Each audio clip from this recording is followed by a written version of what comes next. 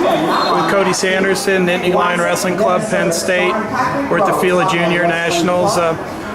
Talk a little bit about these guys, these 20-year-olds competing in the summer and trying to make U.S. teams. How important is that for the kids at that age to be active in freestyle?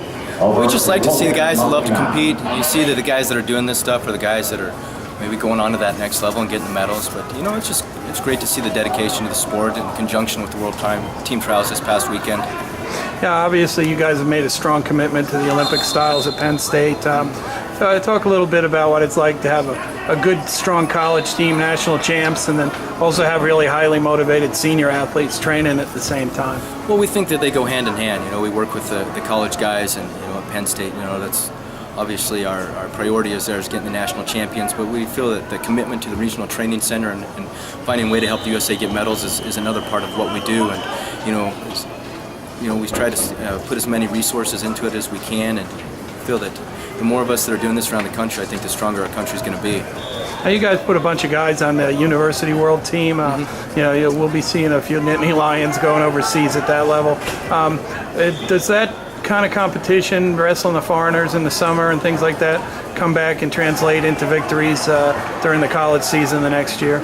Yeah, I think it's the experience that makes a big difference. It's a little bit different style, but I'm excited for these guys to go. Just training camp in Russia, being able to experience that international level, those international tournaments, I think is just, it's great. These guys are all mature though. Ruth Taylor, Megaludis, they've competed a lot, but it's time for them to start getting out more and seeing that next level competition. These guys are guys that want to win world and Olympic medals, and this is that step for them.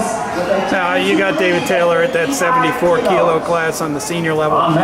Do you remember such a competitive group for a while as far as one weight class here in the U.S.? And what's it going to take for David to maybe take the next little step where he's going to be able to maybe beat Dake and push and beat Burroughs? Well, I think with David, the key for him is tightening up a couple positions on his feet. He wrestles so wide open in freestyle. I think he's got to tighten up just a little bit. But he's a point scorer, and that's what people love about him. That's what makes him great. We got to figure out a way for him to get a few more points in this different style. That's how he's going to win his medals. Keep scoring points. Do you see him ever getting to the next weight? I mean, he's such a tall kid, and can he fill out more, or is he a 74? You guys think? Right now I think he's 74. I mean, he's 165 this year in college. Right. Those guys that are up weight are a little bigger, but we'll see. He's still maturing. He's a guy that came into college weighing a lot less than he does now, and if he continues to grow, continues to get bigger, it's a possibility. But right now, that's not really in the discussions or on the radar. Penn State 3 in a row.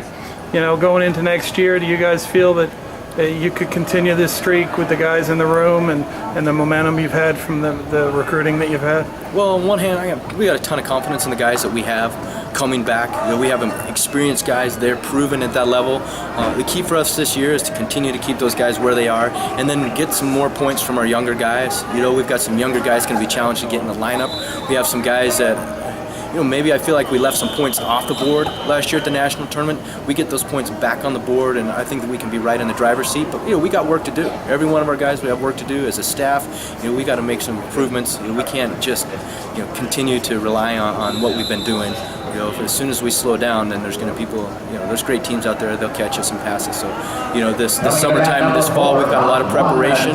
We'll see. Can't wait. I think it's going to be a great season. Some great, strong teams.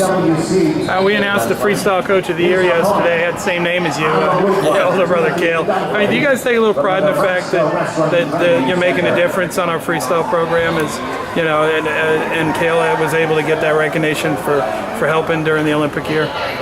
Well, I mean, Cale being my brother, I'm proud of him and the accomplishments that he's had. He's a little bit different with stuff. He's kind of a more private guy and doesn't really enjoy the accolades. I think he always feels like those emphases should be on the guys that are currently competing, but I think it's good for him. And our focus is always our individuals and the guys in our program. We feel like if we can get them to reach their potential, then that helps the overall Olympic movement. So anyone know if Varner's going to wrestle anymore? Does he even tell you guys? We joke with him. I'd like to see him out there, but everyone gets to some crossroads in their career, and they have to do some soul searching. He's tough. He's still got more in him, so we'll see. Well, thanks a lot for your time, Cody. I appreciate it, man.